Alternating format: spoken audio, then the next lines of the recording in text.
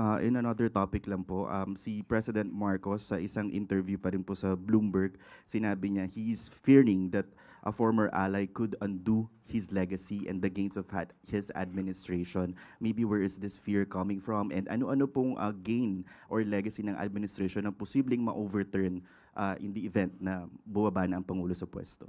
Unang-una po, ang masasabi natin, ang Pangulo po ang nagpauna na makapagpaimbestiga sa mga maanumalyang flood control project.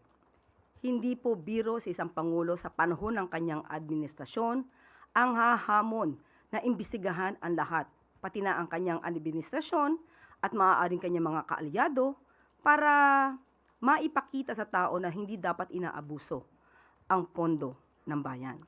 Isa lamang ito sa maaari natin masabi na magandang ginawa ng Pangulo. Hindi na ito malilimutan ng mga kababayan natin. At ang mga proyekto, nakita po natin, katulad po ngayon, ang mabilis na paggalaw, pagkilos ng Pangulo sa panahon ng nangyayaring krisis dito sa Middle East. Ito po ang masasayang kung ang pipiliin nating leader ay hindi maipagpapatuloy ito naging mga gawain ng Pangulo. So nakakahinayang po talaga dahil baka mamayagpag muli ang mga hindi dapat na mamayagpag at makalimutan, papanagutin ang dapat na managot. Sunod po na katanungan, Mads Moratillo, Net 25. Hi, ma'am. Ma'am, sabi po ng Pangulo nung nakaraan na magkakaroon ng tupad program ang gobyerno para dun sa mga driver, yung mga nasa transport sector na naapektuhan po nitong oil crisis. Ano po yung magiging latag dito ng gobyerno? Paano po? Sa ngayon po ay fina-finalize pa lang po ito. Sa ating pong pinarating, nagkaroon na po ng meeting kahapon at magmi-meeting pa po muli kung ano po ang dapat na guidelines at kung paano po ito maipapatupad. So, ngayon po ongoing po ang deliberations patungkol po dito. Ma'am, magkakaroon po ba ng panibagong pagpapalit sa leadership ng ibang department? Hindi pa po na ipapaabot sa atin kung meron sa ngayon. So far, tiwala pa naman ng Pangulo sa lahat ng head ng departments. Opo. Thank you po. Salamat po. Sunod na katanungan, Ann Soberano, Bombo Radio.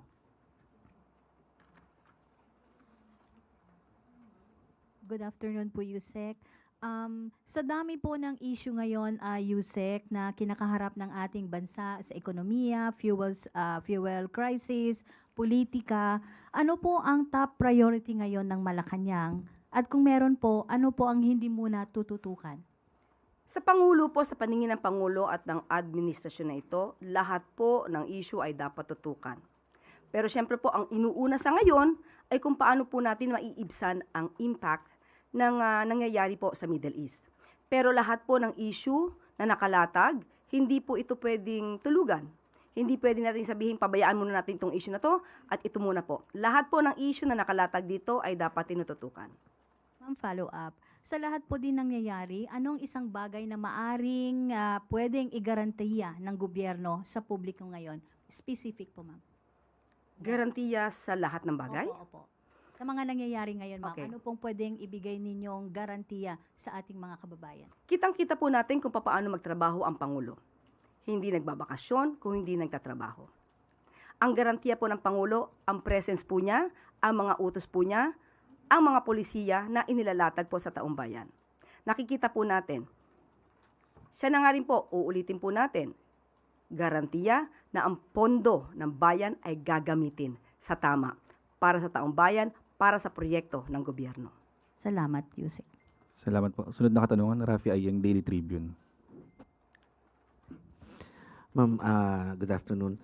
Despite the apparent interventions ng gobyerno, hindi pa rin naman natin maiiwasan yung mga detractors na nagsasabing baka yung ayuda na pinamimigay ay madaan sa pagbubulsa o sa korupsyon. Ano po ang masasabi ng palasyo dito? Yan naman po ay puro haka-haka. Puro pang-iintriga. Kung meron silang nais na malaman at meron silang duda, di sila na po mismo ang mag-imbestiga. Sa ngayon po, hindi po iniisip ng Pangulo yung mga ganyang klase ng intriga. Hindi panahon ngayon ng pang-iintriga. Kailangan po natin ng pagtutulungan. Hindi po natin kailangan ng paninira, kung hindi pag-uunawaan. On another topic, a business organization said possible po ang work from home setup ngayon para makatipid lalo na yung mga private sector, ano po ang maimumungkahi ng palasyo dito? Kung yan po ang magiging panukala ng mga private business companies, makakatulong po malaki yan. Pero siyempre po, hindi naman po didiktahan ng Pangulo ang mga pribadong kumpanya kung nakikita po nila na ito'y makakabuti sa ating bayan, para sa interes ng ating mga kababayan, para makatipid din po sa fuel or sa produktong petrolyo, maganda po yung suggestion. Sunod po na tanong, Mads Moratillo, Net25. Hi ma'am, related lang po dun sa tanong ni Rapi about the workers. Yung TUCP, nagkaroon sila ng panawagan ma'am na sana magkaroon ng 5,000 ayuda rin para sa mga minimum wage earner. Possible po ba to?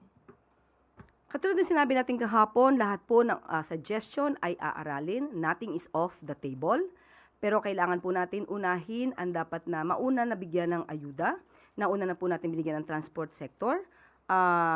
Yan po ang utos ng Pangulong Marcos Jr. At inuuna rin po natin ang mga maaaring ibigay na tulong sa lahat ng kababayan. Hindi po ito namimili. Yung 50% discount sa MRT, LRT, libreng sakay. So lahat po na maaaring ibigay na naaayon din sa batas at kakayanin ng budget ng Pangulo ay rather ng gobyerno, ibibigay po yan. Ma'am, can we get the reaction of the palace post?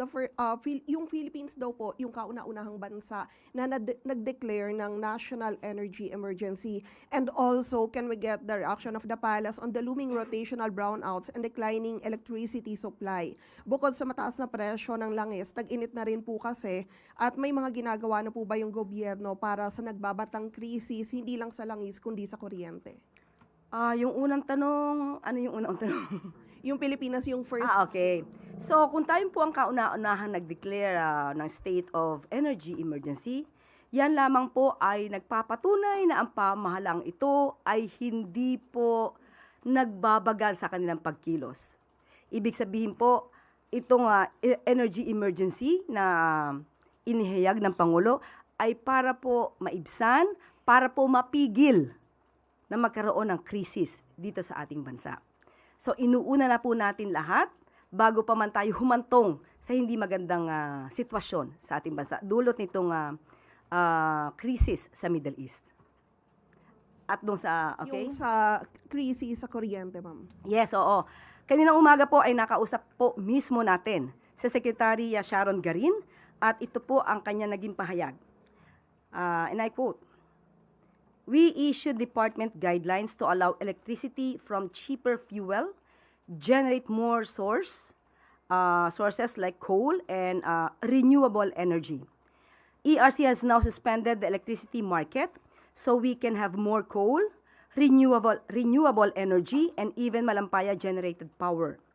We are assisting renewable energy developers to complete their projects ahead of schedule. Around 500 megawatts na done na, according to Secretary Garin. Another 500 we're working in progress pa. All that and more para mabawasan ang posibleng itaas ng presyo. As to islands, we're planning to get diesel for Napocor. Hopefully, it will be cheaper but lower grade oil para iwasan ang blackout sa mga isla. Siyempre po, mas maganda rin po ang mga solar companies ay makakomply sa kanilang mga obligasyon para makatulong din po. Salamat po. Sunod po na katanungan, Maricel Halili, TV5. Good afternoon, Yusek. Yusek, sabi ng Iran, there won't be a negotiation for now. So mukhang malabo pa kung kailan matatapos yung gulo. Having said this, gaano po kalalim ang resources ng Pilipinas? And the government has mentioned na naghahanap tayo ng alternative sources. But in any case, na hindi matuloy yung agreement, ano po yung contingency plan? Siyempre, unang-una, magdasal tayo na magkaroon na ng agreement sila at magkaroon ng pagkakasundo. Kapag hindi po kasi agad nagkasundo at hindi natapos itong sigalot sa Middle East, malaki po talaga itong magiging epekto. Pero muli, tinanong natin dyan si Secretary Sharon Garin at ito ang kanyang sinabi. And I quote, "We are stocking up and now in dialogue with other countries like India, Argentina, Canada, and other countries that do not rely on Middle East for their petroleum." End of quote. Pero of course, nandyan pa rin yung fear na baka maapektuhan yung supply natin. So to calm the people, how far are we from energy lockdown? Kasi nabibring up din yung mga historical happenings back in 1970s when there were shortage na nagkaroon ng fuel rationing, nagkaroon ng carless days. How far are we from that? And what's the worst case scenario that the government is now preparing? Sa ngayon, ito po talaga yung pinaghahandaan ng Pangulo, pinaghahandaan ng administrasyon. Kaya ayaw po nating mapunta doon sa worst case scenario. So kaya nga ngayon po, sa pagtutulungan na rin po ng lahat ng ahensya ng gobyerno, especially DOE and DFA, na naghahanap po talaga tayo ng sources para po yung supply ng petrolyo ay hindi mahinto at magtuloy-tuloy po para po sa ating mga kababayan. So you don't see energy lockdown anytime soon? Malayo pa yon. Sa ngayon po, as we speak, wala po tayong nakikita. As we speak. Thank you, Yusek. Salamat po. Ana Bajo, GMA News Online.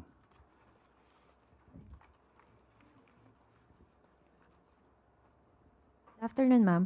Ma'am, Bayan President Renato Reyes has questioned if the president is exempted from the anti-EPAL policy during cash assistance distribution kasi sa isang payout po sa Quezon City, meron pong tarpaulin at ang nakalagay ay ang nakalagay dun sa tarpaulin ay serbisyo at tulong mula kay Pangulong Bongbong Marcos. Pinagbabawal daw po ito under GAA. Unang-una mga sa ating mga kababayan. Nung nakita po ni Pangulo Marcos Jr. isang tarpaulin na meron siyang larawan, yun po ay iniutos niyang tanggalin ang kanyang larawan. Kaya wala na po kayo. Binigyan niya po ito, kinall out niya po ang DSWD. Meron po kasi nangyayari, kapag ka po hindi nakikita ang Pangulo at karamihan ay halimbawa ay nasa meeting lamang siya sa Malacanang, kapag hindi nakikita sa labas, ang sasabihin ng iba, nasaan ang Pangulo? Kapag naman nakikitang madalas at nakikita na gumaganap sa kanyang mga programa, ang sasabihin ng iba, namumuliti ka. At ngayon, marami nagsasabi, walang ginagawa ang Pangulo. Pero ngayon, ipinapaalam sa taong bayan kung ano ang proyekto ng Pangulo. Ang sasabihin naman nila, pa-EPAL. So, di natin alam ano ba ang nais ng mga taong ito. So muli, ayaw ng Pangulo ng pa-EPAL. Pero ma'am, meron din po kaya tayong reminder sa mga LGUs kasi si President din naman po yung nag-push nito nung pinirmahan niya yung GAA last time na, yun nga, anti-EPAL policy. Yes, Meron na lang pong reminder. alam nila. Ngayon po, nadidinig nila, bawal ang EPAL. Thank you, ma'am. Salamat po. Ivy Reyes, Bilyonaryo. Hi, Yusek. Good afternoon.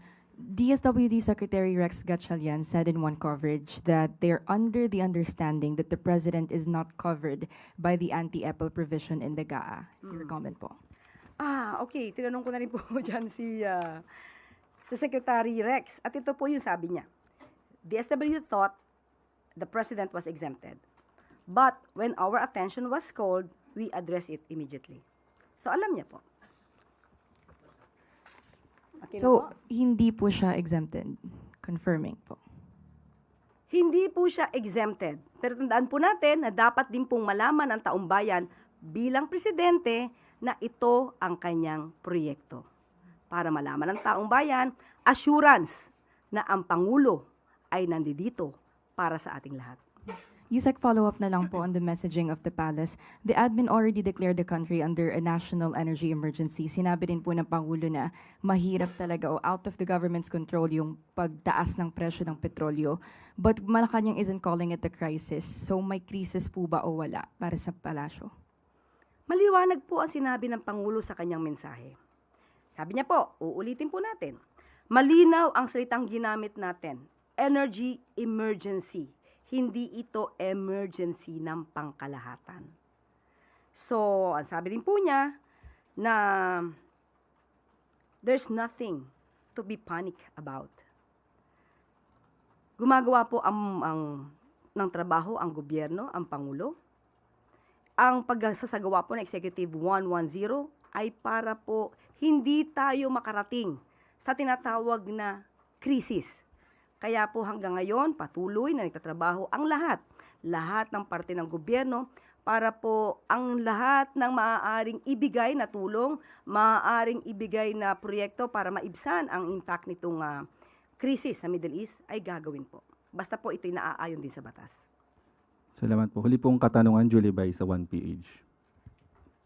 Yusek, sinabi po ng Philippine Amalgamated Supermarkets Association na tataas yung presyo ng ilang produkto sa ilang supermarkets. Included daw po yung noodles, canned goods, at saka tubig. Ano po yung susunod na hakbang ng palasyo? Kasi recently sinabi nga ng Pangulo yung assurance po na hindi tataas or hindi magtataas ng presyo yung mga supermarkets and manufacturers. Opo, kinausap din po natin kanina lamang po si Secretary Chris Roque ng DTI. At ayon po sa kanya, siya na po ang bibigay sa inyo ng mensahe patungkol dyan. Pero makikipag-usap daw po ba si Secretary Roque sa mga manufacturers tungkol dito? Si Secretary Chris Roque na po ang inyong tanungin dahil yan po ang ibinigay niya sa akin na mensahe na siya na lamang po ang magbibigay ng mensahe patungkol po dito. Pero meron po siyang mensahe. So, just ask Secretary Chris Roque.